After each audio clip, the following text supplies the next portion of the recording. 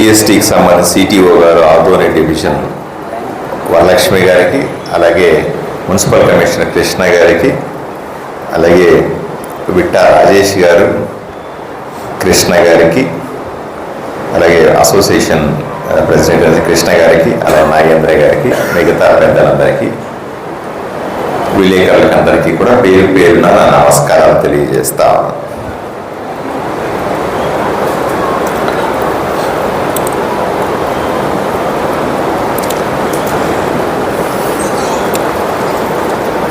నేను ఇప్పుడే మేడం గారిని అడుగుతా ఎంతమంది ట్యాక్స్ పేయర్స్ ఉన్నారు ఈ డివిజన్లో అంటే సుమారుగా 5,000 మంది ట్యాక్స్ పేయర్ డివిజన్ ఉన్నారు.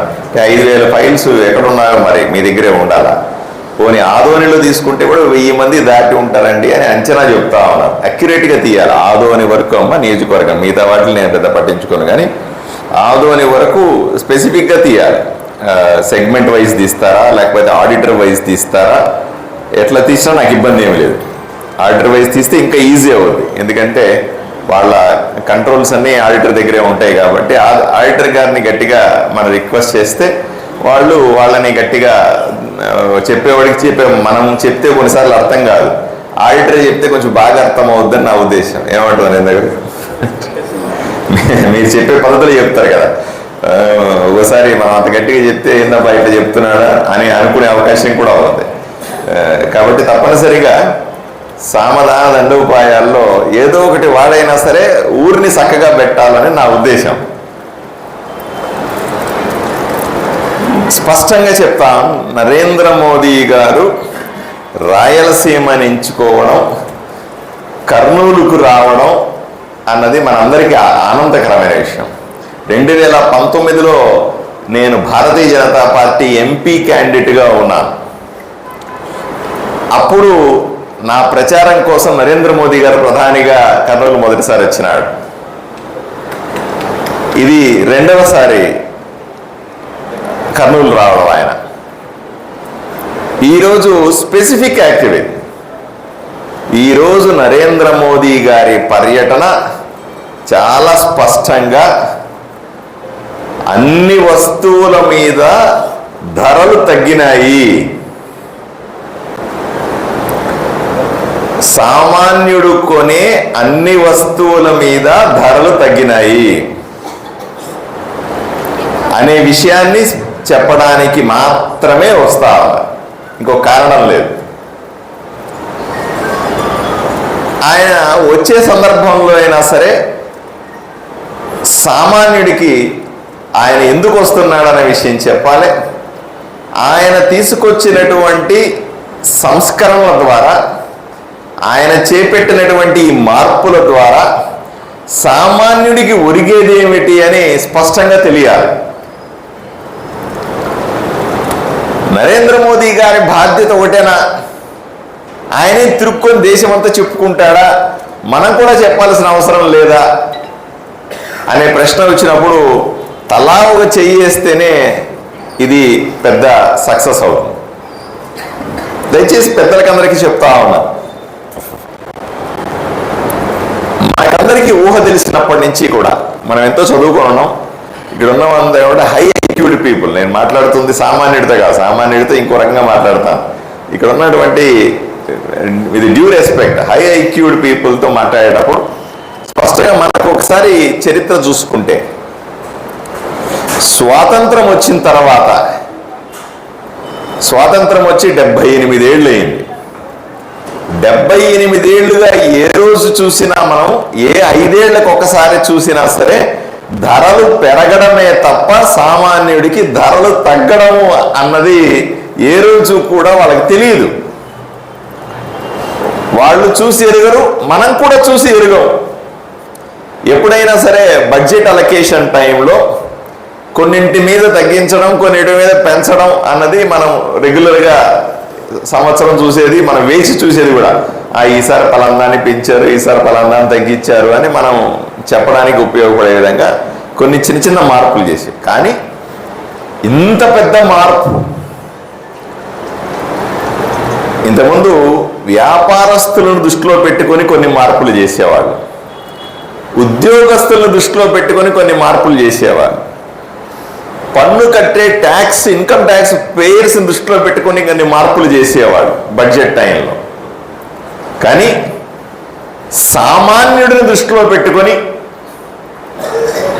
వినియోగదారుని దృష్టిలో పెట్టుకొని, షాపుకి వెళ్ళి కొనేవాడిని దృష్టిలో పెట్టుకొని ఏ రోజు కూడా మార్పులు తీసుకురాలే. ఇది మొట్టమొదటిసారిగా నరేంద్ర మోదీ ప్రధానిగా ఈ భారతదేశంలో జరిగినటువంటి మార్పు. దీన్ని ప్రజలకు చెప్పాలా. దీంట్లో ఒక సున్నితమైన అంశం ఉంది. సామాన్యుడికి ధరలు తగ్గినాయి అంటే వస్తువు తయారు చేసే వాడికి ఏమన్నా వాడి దగ్గర తక్కువ కొంటామా? లేదు. వ్యాపారస్తుడికి ఏమన్నా జోబులని చిల్లుబడి డబ్బులు పోతాయా? అది కూడా లేదు. ఇవి లేకుండానే ధరలు తగ్గడం. ఇప్పటిదాకా వ్యాపారస్తుడు తయారీ, ఈ పెన్ను అనుకోండి, ఈ పెన్ను తయారు చేసేవాడికి ఎటువంటి నష్టం లేదు. ఈ పెన్ను తయారు చేయడానికి 5 రూపాయల ఖర్చు అయితే అతను 5 రూపాయలకే తీసుకొచ్చి వ్యాపారస్తుడికి ఇస్తాడు. కాబట్టి ఇంతకుముందు అదే ఉంది, ఈ మార్పులు తీసుకొచ్చిన తర్వాత కూడా అంతే ఉంది. సో ఎక్కడా కూడా తయారీదారుడు, ఉత్పత్తిదారుడు, వస్తువుల్ని తయారు చేసేవాడికి ఎక్కడ నష్టం లేదు దీంట్లో. పోనీ వ్యాపారికి ఏమైనా నష్టం ఉందా? లేదు. 5 రూపాయలకు కొన్నటువంటి వస్తువుని 7 రూపాయలకు వ్యాపారస్తుడు అమ్ముతూ ఉంటాడు. ఆ 7 రూపాయల్లో అతని మార్జిన్తో పాటుగా పన్ను కూడా కొంత ఉంటుంది. సో ఇప్పుడు ప్రభుత్వం, నరేంద్ర మోదీ గారు ఏం చెప్తున్నారు? మీకు ఎంత మార్జిన్ ఉంటే 5 రూపాయల పైన నువ్వు 1 రూపాయి మార్జిన్ పెట్టుకుంటే 6 రూపాయలు, ఇంకొక రూపాయి పన్ను. కాబట్టి 1 రూపాయి మార్జిన్ని నువ్వు ఎక్కడ పోగొట్టుకోవద్దు. కాబట్టి వ్యాపారస్తుడికి ఎక్కడ నష్టం లేదు. అతను 5 రూపాయలకు కొంటున్నాడు, 6 రూపాయలకు అమ్ముతున్నాడు. 6 రూపాయలు అతనికి 1 రూపాయి మార్జిన్. మరి కొనేవాడికి ఎక్కడ డబ్బులు తగ్గింది? ఇప్పటిదాకా 7 రూపాయలు కొనే పెన్నుని 6.5 రూపాయకే కొంటాడు.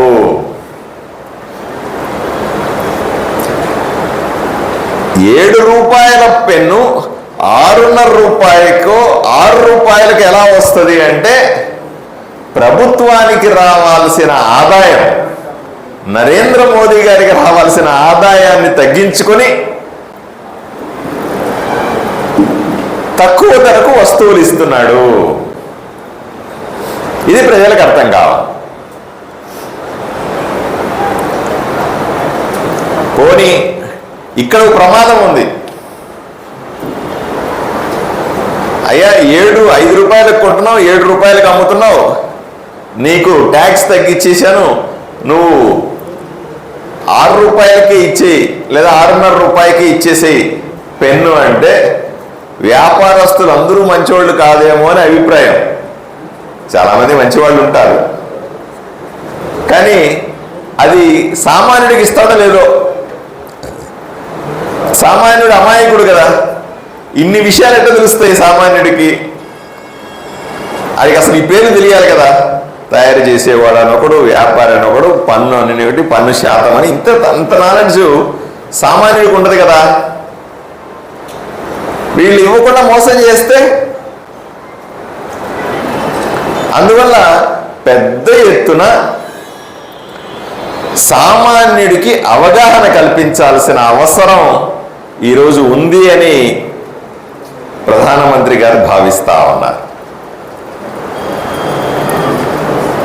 దానికి మొదటి చర్య ఇలాంటి రకరకాల మీటింగులు పెట్టి ప్రజలతో మాట్లాడడం, మీడియాతో మాట్లాడడం, మీడియా ద్వారా ప్రజలకు చేరవేయడం. రెండవది, తప్పనిసరిగా ప్రతి షాపు ముందు కూడా అది ఏ షాప్ అయినప్పటికీ కూడా షాపు ముందు బోర్డు పెట్టాలి. కిరాణా దుకాణం అంటే కిరాణా దుకాణం మీద బోర్డు ఉండాలా, ఎలక్ట్రానిక్ షాప్ అంటే ఎలక్ట్రానిక్ షాప్ ముందు బోర్డు ఉండాలా, ఇంకొక వస్తువు అమ్మేవాడు ఉంటే బుక్ షాప్ ఉంటే బుక్ షాప్ ముందు బోర్డు ఉండాలా, సైకిల్ షాప్ ముందు బోర్డు ఉండాలా, బైక్ డీలర్స్ ముందు బోర్డు ఉండాలా, ట్రాక్టర్లు అమ్మే డీలర్ ముందు బోర్డు పెద్దదిగా పెట్టాలా. పెట్టి గతంలో ఉన్నటువంటి అమ్ముతున్నటువంటి ధర ఎంత, ఈరోజు పన్నులు తగ్గించిన తర్వాత సామాన్యుడికి వచ్చే ధర ఎంత అన్నది బోర్డు మీద కనిపించాలి. ఇది చట్టము, ఇది ఏదో ఆప్షనల్ కాదు, చట్టాన్ని చేశారు. దీన్ని ఈ చట్టాన్ని ఉల్లంఘించడానికి లేదు. ఎవరైనా సరే ఏ షాప్ ముందైనా సరే బోర్డు లేకపోతే ఒక టోల్ ఫ్రీ నెంబర్ కూడా ఇచ్చారు. ఆ నెంబర్కు ఫోన్ చేస్తే వాళ్లకు నోటీసులు ఇచ్చి లైసెన్సులు క్యాన్సిల్ చేయమని కూడా ప్రధానమంత్రి గారు స్పష్టంగా చెప్పినారు. ఇది కూడా వ్యాపార వర్గాల్లో అవగాహన కల్పించాలి పెద్దల ఆడిటర్లందరూ కూడా. దీని టోల్ ఫ్రీ నెంబర్ కూడా ప్రజలకు చెప్పాలి.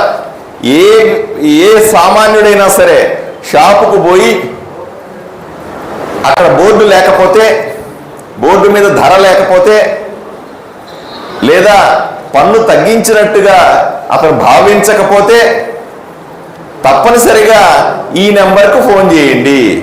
1-800-103-4786 ఈ నెంబర్కి ఫోన్ చేసి, ఏమంటే ఆదోనిలో నేను పలానా షాప్కి వెళ్ళాను, అక్కడ బోర్డు కనిపించలేదు, నాకు అక్కడ పన్ను తగ్గించినట్టుగా ధర తగ్గించినట్టుగా కనపడలేదు అనే ఒక చిన్న కంప్లైంట్ నోటుతో చెప్తే కూడా తప్పనిసరిగా జిఎస్టి అధికారులు వాళ్ళకి నోటీస్ ఇచ్చి వాళ్ళ మీద కఠినమైనటువంటి చట్టపరమైనటువంటి చర్యలు తీసుకుంటారు. సో ఆల్మోస్ట్ నువ్వు ఊర్లో బయలుదేరితే ప్రతి షాప్ ముందు బోర్డు ఉండాలి. ఇప్పుడు ఏం సార్, అంతేనా? ఏమైంది? ప్రతి షాప్ ముందు బోర్డు ఉండాలి. ధన్యవాదాలు మోదీజీ అనాలంతే. కింద లాస్ట్ సెంటెన్స్ ధన్యవాదాలు మోదీజీ అనాలంతే. అది లేని షాప్ ఉంటే జిఎస్టి అధికారులు నేను ఒప్పుకోను. ఏం మేడం, ఏం బాబు, ఇక్కడ ఉపన్యాసం కాదు, ఫీల్డ్ మీద నేను ఇంటి దగ్గర నుంచి బయలుదేరితే ఏ షాప్ ముందు బోర్డు కనకపోతే వాళ్ళని ఏమన్నాం, నేను అక్కడే ఆగి మీకు ఫోన్ చేస్తా బయలుదేరి రమ్మని. అక్కడికక్కడ నోటీస్ ఇచ్చి షాప్ సీజ్ చేస్తా. దీనికి 5 రోజుల సమయం పెట్టుకోండి. మీరు కూడా వెంటనే ఇంటిమేట్ చేయండి మీ క్లయింట్లకు అందరికీ. నరేంద్ర మోదీ గారి ప్రోగ్రాం 16వ తారీఖున 16 లోపల ఈ బోర్డులు ప్రతి షాప్ ముందు ఉండాల్సిందే. ఫ్లెక్సెన్సే కొడతారు సార్. ఆడ ఆర్డర్ ఇస్తే 10 నిమిషాల్లో వస్తుంది ఫ్లెక్స్, 1 గంటలో వస్తుంది. ఆడ బిగించేయాలని బిగించేస్తాడు. ఎంత అవుతుంది? 200-500 రూపాయలు ఖర్చు అవుతుంది. ఇది లేకపోతే జిఎస్టీ అధికారులు ఇంకేమి చేయొద్దు. మీరు జనాలను తీసుకొచ్చే బాధ్యత నాది. జిల్లాలో అత్యధికంగా జనాలను తీసుకొని వస్తాననే మాట ఇచ్చున్నాను. 30,000 మందిని ఆదోని నుంచి తీసుకెళ్తాను. మీరందరూ సహకరించండి, ఆశీర్వదించండి. అతి పెద్ద క్రౌడు, అతి పెద్ద సభలో జనాభా మనమే ఉంటాం. మా గురువు గారు ఢిల్లీ నుంచి వస్తే నేను ఆ మాత్రం చేయకపోతే అట్లా చేసి నన్ను ఇంతటోని చేసింది ఆయన. కాబట్టి ఆయనకి డెఫినెట్గా నేను, కానీ నాకు అది దానికంటే ముఖ్యమైనది ఏంటి, 16వ తారీఖు లోపల ఏం మేడం బాబు చేయగలుగుతారా? 16వ తారీఖు మీడియా ముందు స్పష్టంగా చెప్తాం. 16 లోపల మీరు కూడా వెంటనే ఇప్పుడు పోయి టకటకటక అందరికీ మెసేజ్లు ఇచ్చేయాలి. బాబు బోర్డులు వచ్చేయాలి, 2 రోజుల సమయమే ఉంది, ఇంక లేదు. మీరు లేనిపోని తలనొప్పి తెచ్చుకోవద్దు. మళ్ళీ నోటీసులు ఇచ్చిన తర్వాత మా చుట్టూ తిరిగి కూడా లాభం లేదు. మీరు దయచేసి మీరు ఈ చట్టం చదివారో లేదో, నాన్ కాంపిటెన్స్ క్లాస్ చదివారో లేదో, మీరు ఎవరు బోర్డు పెట్టకపోతే చట్టపరంగా తీసుకునే చర్యల గురించి చదువుకుంటారు మీరు. బహుశా దాన్ని ఒకసారి చదివి వాళ్ళకి ఎక్స్ప్లెయిన్ చేయాల్సిందిగా నా మనవి. అప్పుడు సీరియస్నెస్ వస్తుంది. అరే బాబు ఇదేదో మెడకు చుట్టుకునేలాగా ఉంది అని సీరియస్నెస్ వస్తుంది. మీరు 16 తర్వాత మీరు కూడా వినకూడదు. ఇంకా 16 తర్వాత మీరు చెప్పినా వినను నేను. ఇంకా అర్థమైందండి? మీరు చెప్పినా నాకు ఎక్కడ బోర్డు లేదు, నేను విన్ను. ఇంకా మీరు ఇదే పని మీద ఉండాలి. వీళ్ళ సహకారం తీసుకోవాలి. వీళ్ళు సహకరించడానికి సిద్ధంగా ఉన్నారా సార్? నేను అడుగుతున్న చిన్న పనే కదా సార్, కదా, ఆ మాత్రం చేయడం పెద్ద కష్టమైన పని కాదు అని నేను అనుకుంటాను. దయచేసి సహకరించాలి. ఎందుకంటే మన లాభాలు ఎక్కడ తగ్గట్లేదు. ఎవడు బోర్డు పెట్టడు? ప్రజలను మోసం చేస్తాము అనుకునేవాడు బోర్డు పెట్టడు. ఆడి మీద చర్యలు ఉండాలని అది చెప్పండి సార్. బోర్డు ఎవడు పెట్టాడు సార్? నిజాయితీ ఉన్న ప్రతి వ్యాపారి నాకు వచ్చేటువంటి ట్యాక్స్ రిడక్షన్ ఎంత వస్తుందో అది సామాన్యుడికి ఇవ్వాలా అని చెప్పినప్పుడు ఇస్తాము అనుకున్న ప్రతి కూడా బోర్డు పెడతాడు. పెట్టని వాడెవడు? నేను మామూలు మనిషి చెప్పను, ఈ క్లాస్ తీసుకొని ఈ ట్యాక్స్ రిడక్షన్ని నా జేబులో పెట్టుకుంటాను అని మోసం చేయాలనుకున్నవాడు బోర్డు పెట్టడు. ఆన్ని వదలను, సామాన్యుడి వైపు నుంచి వదలను నేను. ఆదోనిలో ప్రతి సామాన్యుడికి కూడా, పేద మధ్య తరగతి వాడికి నరేంద్ర మోదీ ఇచ్చినటువంటి సంస్కరణ ఫలాలు, పన్ను తగ్గింపు వాడి కోసం, ఆయన సామాన్యుడికి చేరకపోతే నేను ఒప్పుకోను. ఇక మీరు ఎన్ని చెప్పినా విన్నాం. ఎక్కడ ఒక్క పర్సెంట్ దెబ్బ తగులుతలేదు వ్యాపారస్తుడికి కానీ, మిడిల్ మ్యాన్కి కానీ, మ్యానుఫ్యాక్చరర్కి కానీ. ఎక్కడ చిన్న దెబ్బ తగిలినప్పుడు ఎందుకు కిందకు పాస్ చేయరు ఆ బెనిఫిట్ని? ఇది వెంటనే దయచేసి అందరినీ చెయ్యాలి. అలాగే సోమవారం మన డేట్ అనుకుందాం. సోమవారం ఏ టైం పెట్టుకుందాం సార్? Morning, evening? ఏ టైం కన్వీనియంట్ సార్ అందరికీ? వ్యాపారస్తులకి ఈవినింగ్. మరి వ్యాపారం ఉంటుంది కదా, ఈవినింగ్ పర్లేదా? ఈవినింగ్ ఫ్రీ అవుతారా? Evening free. ఎన్ని గంటలో పెట్టుకుందాం సార్? 5 to 6 పెట్టుకుందామా? పర్లేదా? ఏమ్మా నరేష్? 5 to 6 సోమవారం సార్. అన్ని ఫైళ్ళు ఇక్కడ ఉండాలి. 1000 ఫైల్స్ ఉంటే 1000 మంది ఇక్కడ కూర్చొని ఉండాలి. సమస్య లేదు. అర్థమైనమ్మా?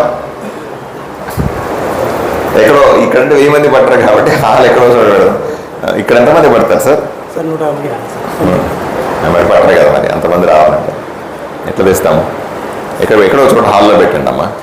ఓకే, ఎక్కడో చోట హాల్ తీసుకొని అన్నా పెట్టాలి. ఓకే, పెట్టి వాళ్ళని 1000 మంది కూర్చోబెట్టి ఎక్స్ప్లెయిన్ చేయాలి. మండే లోపల సగం మంది 30 మంది పెట్టేసి ఉండాలి బోర్డులు. ఆ రోజు మనము మోదీ ప్రోగ్రామ్కి ఎలా తీసుకొస్తారు అనే ఏర్పాట్లు చేసి వాళ్ళందరినీ నోట్ చేసుకొని వాళ్ళకి చెప్పేది ఏంటి లేదు. అయ్యా మీకు అందరికీ బస్సులు ఇస్తాను నేను, అర్థమైనా? మీరు దాంట్లో కూర్చోబెట్టండి, అంతే. మోటివేట్ చేసి కూర్చోబెట్టండి. ముఖ్యంగా యువతులని దృష్టిలో పెట్టుకొని, చాలామంది ఇక్కడ ఉన్న పెద్దవాళ్ళు ఎవరన్నా ఉంటే సీనియర్లు అడిగినామనుకో, నేను అప్పుడు ఇందిరాగాంధీ వచ్చిందని చూసాను, నేను అప్పుడు చూసుకున్నాడు. ఆ ఇందిరాగాంధీని చూడడం అన్నది ఒక ఫీల్. అప్పట్లో మహాత్మా గాంధీని చూసినామన్న వాళ్ళు ఇంకెట్లా ఫీల్ అవుతుంటారో ఊహించండి. మా తాత ఉండేవాడు, ఆయన ఇంకా నేను పుట్టినప్పటి నుంచి నాకు 15-20 ఏళ్ళు చెప్పినాడు ఆయన. నేను గాంధీని చూశాను చెప్తానే ఉన్నాడు ఆయన. అది ఆయన జీవితంలో మరుపురాని సంఘటన అది. అలాగా మీటింగ్లో నరేంద్ర మోదీ గారు నేరుగా చూసి నేరుగా వినే అవకాశం అరుదైన అవకాశం. ఆ భావన మనం కూడా పొందాలి. ఎంతసేపు టీవీలో మీరు ఎప్పుడన్నా క్రికెట్ మ్యాచ్ లైవ్ వెళ్తారో లేదు తెలియదు. టీవీలో చూసే క్రికెట్ వేరే, ఎప్పుడన్నా లైవ్ వెళ్ళండి, స్టేడియంకి వెళ్ళండి, ఆ మజాయే వేరు. ఆ జనాలు, ఆ గోల, అక్కడ రీప్లేలు రావు, అక్కడ ఏమీ కావు, ప్రతి సెకండు ఉత్కంఠగా ఉంటుంది. టీవీ ముందు కూర్చున్నవాడే కదలకుండా కూర్చునే పరిస్థితి కదా. మంచినీళ్ళు తాగిరామంటే ఇప్పుడు తాగిరాం మనం. ఆ టైంలో మంచి లాస్ట్ 5 ఓవర్ మ్యాచ్ ఉందనుకోండి, లాస్ట్ 5 అవర్స్ క్రికెట్ నడుస్తుంటే ఎట్లుంటుంది సార్? అసలు కదులుతాం మనం. టీవీలో చూసే వాళ్ళకి అలా ఉంటే నేరుగా మ్యాచ్ చూస్తే ఎలా ఉంటుంది? అలా నరేంద్ర మోదీని రోజు టీవీలో చూడడానికి, నేరుగా నరేంద్ర మోదీ సింహంలాగా స్టేజ్ ఎక్కి మాట్లాడుతుంటే నేరుగా చూడడానికి చాలా వ్యత్యాసం ఉంటుంది. ఏర్పాట్లు కూడా మీరు అనుకున్నట్టుగా బహిరంగ సభల్లో ఉన్నట్టుగా ఏదో పిచ్చి పిచ్చిగా రాజకీయాలకు సంబంధించిన బహిరంగ సభలో ఉన్నట్టుగా ఏర్పాట్లు చేయట్లే. మీ అందరూ వస్తే ఇప్పుడు ఎలా కూర్చోబెట్టాను సార్? ఎక్కడో చోట కూర్చోబెట్టి మిమ్మల్ని మాట్లాడతలే కదా, గౌరవంగా కూర్చోబెట్టి టీ ఇచ్చి, మంచినీళ్ళు ఇచ్చి, స్నాక్స్ ఇచ్చి ఎలా మాట్లాడుతాము. ఇదే ఏర్పాట్లు రేపు బహిరంగ సభలో కూడా చేసినాం. సో మీరందరూ తెలుసు, మాకు మిమ్మల్ని అందరూ తీసుకెళ్తామని తెలుసు. సో మిమ్మల్ని అందరినీ ఆహ్వానిస్తామన్నాను వ్యక్తిగతంగా. నేను కూడా అక్కడే ఉంటాను. మంచి ఏర్పాట్లు చేసినాం. అందరూ హాయిగా కూర్చొని సరదాగా, పైన ఎండ కూడా లేదు, ఎండ లేకుండా చక్కటి కుర్చీలు ఏర్పాటు చేసి, గ్యాలరీలు ఏర్పాటు చేసి, ఎక్కడ తొక్కిసలాట జరగకుండా బాక్సులు ఏర్పాటు చేసి, ఒక్కొక్క బాక్సులో 4,000 మందిని పెట్టి, ఇక్కడక్కడ తేడా లేకుండా హై సెక్యూరిటీ మధ్య మనుషుల్ని తీసుకొని పోవడం, బస్సుల్లో ఎక్కించి, బస్సుల్లో ఎక్కిన తర్వాత వాళ్ళకి టిఫిన్లు, భోజనాలు ఏర్పాటు చేయడం, మళ్ళీ తీసుకొని వచ్చి జాగ్రత్తగా. రాజకీయ మీటింగ్లో ఏం చేస్తాము, ఏదో వ్యాన్లు అవి ఎక్కిస్తాము, యాక్సిడెంట్లు అవుతాయి ఒకసారి పొరపాటున. అట్లాంటి సమస్య రాదు ఇక్కడ. ఎందుకు? బస్సులో తీసుకెళ్తాం, నీట్గా బస్సులో తీసుకొచ్చి వదిలిపెడతాం. ఇంత పగడ్బందీ ఏర్పాట్లు జరుగుతున్నాయి కాబట్టి దయచేసి మీరందరూ రండి, మీరందరూ నాయకత్వం వహించండి. మీ దగ్గర ఉన్నటువంటి ట్యాక్స్ పేయర్స్ అందరికీ బాధ్యతలు ఇస్తాం. సోమవారం సాయంకాలం 4 గంటలకు కూర్చున్నాం. తప్పనిసరిగా మీ దగ్గర 20 ఫైళ్ళు ఉంటే, మీ దగ్గర 50 ఫైళ్ళు ఉంటే, మీ దగ్గర 100 ఫైళ్ళు ఉంటే అందరూ తీసుకురారు. రాను బాబు ఊరికే రండి, మీరు వచ్చి కూర్చోవాలి, ఇది టైం ఇది అని వాళ్ళ బాధ్యత కూడా. చాలామందికి నేను ఈ జిల్లాలో చూశాను, వాళ్ళు ఎంతో చేసుకుంటా ఉంటారు రాజకీయాల్లో, వాళ్ళ గోల వాళ్ళది, మంది గోల మంది, సహజమే, నేను కాదల్లా. ఇది రాజకీయం కాదు అంటున్నాను. నరేంద్ర మోదీ గారి పర్యటన రాజకీయాల కోసం వచ్చే పర్యటన కాదు, ఎలక్షన్ల కోసం చేసే యాక్టివిటీ కాదు. ఇది ప్రధానమంత్రి సామాన్యుడి కోసం చేస్తున్నటువంటి పర్యటన. కాబట్టి పార్టీలకు అతీతంగా, ఈ పార్టీ ఆ పార్టీ అనే సంబంధం లేకుండా, పార్టీలకు అతీతంగా, వర్గాలకు అతీతంగా, రాజకీయాలకు అతీతంగా, అక్కడికి వచ్చేవాళ్ళు అందరూ రాజకీయవేత్తలు కాదు. ఇప్పుడు మీరు కూర్చున్న వాళ్ళు మీరు రాజకీయవేత్తలు అవ్వచ్చు, అవ్వకపోవచ్చు. చాలామంది న్యూట్రల్ పీపుల్నే చూస్తున్నాను ఇక్కడ కూర్చున్న ప్లాట్ఫామ్ మీద. రాజకీయాలకు అతీతంగా ఈ సభని ప్రజల కోసం నడుపుదాం, ప్రధానమంత్రిని గౌరవిద్దాం. ఆయన మన జిల్లాకు వచ్చినప్పుడు సరైన రీతిలో స్వాగతం చెబితే, రేపు ఎల్లుండి కర్నూలు జిల్లా అంటే ఆయనకు మంచి అభిప్రాయం ఏర్పడితే, ఏదైనా 4 పథకాలు మనకిస్తే, దాంతో మన జిల్లా బాగుపడితే ప్రజలందరికీ మంచి జరుగుతామని ఆశ తప్ప నాకేమీ లేదు. ఏదో రకంగా వచ్చిన ముఖ్యమంత్రిని, మంత్రులు, నా ఆలోచన అంతా కూడా నా శక్తియుక్తులన్నీ కూడా, నా శ్రమంతా కూడా వాళ్ళని ఇంప్రెస్ చేయడానికి ఎందుకు వాడుతాను అంటే, నాకేం వ్యక్తిగతం ఏముండదు. నేను కాంట్రాక్టరు కాదు, నేను రియల్ ఎస్టేట్ చేసే మనిషి కాదు, నాకేమి ఏజెన్సీలు లేవు, ఏమీ లేదు, నేనేదో డాక్టర్ని. మరి వీళ్ళందరినీ ఎందుకు ఇంప్రెస్ చేస్తాను అంటే, నన్ను ఎన్నుకున్న ఆదోని ప్రజలు, నన్ను దీవించినటువంటి కర్నూలు ప్రజల ఏదో ఒకటి వాళ్ళ పనులు, వాళ్ళకి పథకాలు, వాళ్ళకి రావాల్సిన ప్రాజెక్టులు వీళ్ళు సంతకాలు పెడతారేమో అనే ఉద్దేశంతో ఇంత కష్టపడతాను. లేకపోతే నాకేమీ వ్యక్తిగతమేం కాదు. కాబట్టి మనందరి ఆలోచన అదే ఉండాలి. ప్రధానమంత్రి ప్రోగ్రాంని, ఆ సభని పెద్ద ఎత్తున మనము సక్సెస్ చేయాలా అనే ఒక లక్ష్యంతో పనిచేద్దామని మీ అందరికీ వేడుకుంటూ ధన్యవాదాలు తెలుపుకుంటాను. నమస్కారం.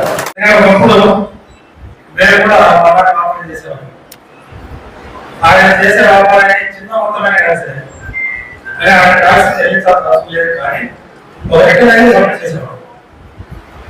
ఆయన విషయాన్ని చదువు రాకపోయినా సరే, ప్రభుత్వాలు ఏదైనా అనుకుంటున్న సంఘటన జరిగినప్పుడు దాని వల్ల నాకు కొంత నష్టం కానీ ఏదైనా కానీ ప్రభుత్వం నుంచి పొందొచ్చు అనేటువంటి ఆలోచనతో మరి ఆయన ఎలా ఆగలేదు. కానీ ఆయన చేసే వ్యాపారానికి రిటర్న్స్ నేనే సబ్మిట్ చేస్తామండి, ఉద్యోగం రాకపోతే చేసేవాడిని. కాబట్టి మనము ట్యాక్స్ కట్టకపోయినా సరే మనం రిటర్న్స్ అనేది దాఖలు చేస్తాం. దానివల్ల కొన్ని అటువంటి సందర్భాల్లో జరిగిన అవసరాలు కానీ లేదా నష్టాలు కానీ గవర్నమెంట్ కొంత మనం నష్టం లేకపోయే అవకాశం కూడా ఉంది అనేది అనుకుంటున్నాను. ఉంది కదా, అంతా ఏమని కాకపోయినా కొంతగా మనకి వస్తుంది ఒక జీవితం. కాబట్టి దీన్ని దృష్టిలో పెట్టుకొని ఎలాగో ప్రాక్టీస్ అనుకుంటున్నారు. కాబట్టి మా ఉత్పత్తులు 200 ఎదుగుతున్నాము. ఇంకా ఎక్కువ మీరు వాళ్ళలో ఉత్సాహకరంగా లేకపోతే అవగాహన కల్పించినట్లయితే ఎక్కువ ముందు రిజిస్ట్రేషన్కి అవకాశం ఉంది. దాని ద్వారా జిఎస్టీ ద్వారా వచ్చే పనులు కూడా కేంద్రానికి అటు రాష్ట్రానికి ఉపయోగించే అవకాశం ఉందండి. ఈ దాని మీద కూడా దృష్టి పెట్టాలని కోరుకుంటూ ఈ అవకాశాన్ని కూడా ధన్యవాదాలు.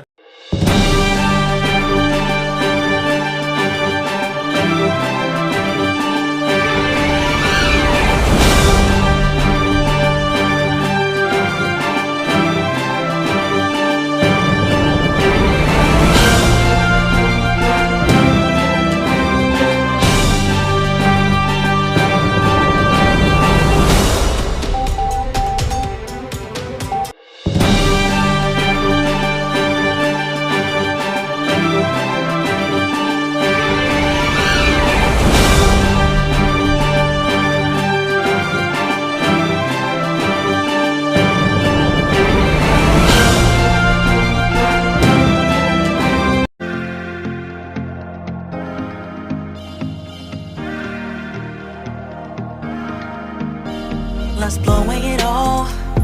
부서진 꿈과 상처 모든 것이 두려움.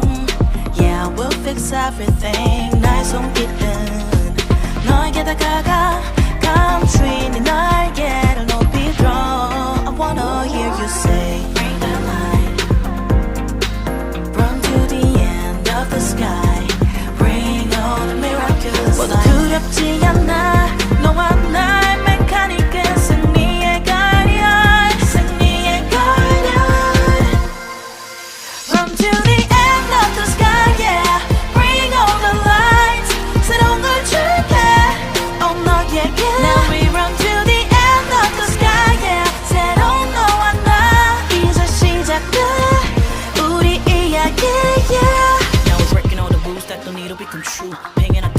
Settle we're built up. I'm getting a 9 and loaded finesse booze. Oh yeah, yeah, yeah.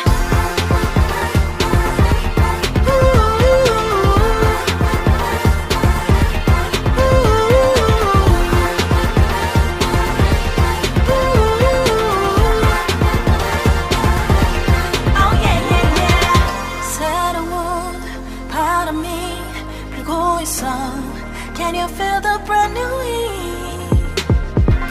Tonight 알게는 높이 들어 마음 깊이 파고든 너와 나의 메카니 I wanna hear you say, bring the light. Run to the end of the sky. Bring on the miraculous light. 모두 두렵지 않아. 너와 나의 메카닉은 승리의 guardian. 승리의 guardian. Run to the end of the sky, yeah. Bring all the lights. 새로운 걸 줄게. Oh, 너에게. Now we run to the end of the sky, yeah. 새로운 너와 나 이제 시작돼. 우리 이야기, yeah. Oh, yeah, yeah, yeah.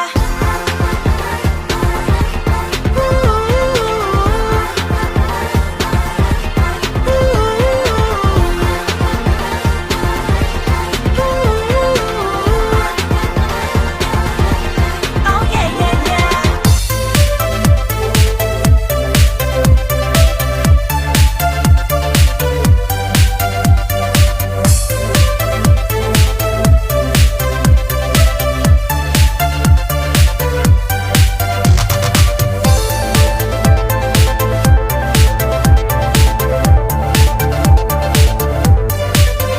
RT dental clinic గత 25 సంవత్సరాల నుండి దంత వైద్య రంగంలో అపార అనుభవం గడించిన doctor A Raj Kumar Reddy garu PDS dental surgeon గారి ఆధ్వర్యంలో ఆర్కే దంత వైద్యశాల నందు అత్యాధునిక పరికరాలతో అత్యుత్తమమైన వైద్య సేవలు అందించబడుచున్నవి.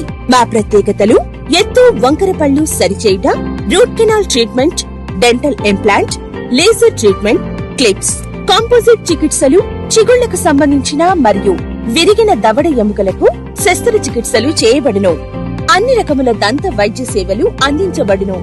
ఆనిముత్యాల్లాంటి మీ దంతాల సంరక్షణకై మీ అందమైన చిరునవ్వుకు మరింత అందాన్ని చేకూర్చేందుకు విచ్చేయండి RK dental clinic. Shop number 19/417, first floor, Balaji complex, B new mobiles పైన, మున్సిపల్ స్కూల్ ఎదురుగా, ఆదోని. Contact phone 08512251525, cell 7396003394.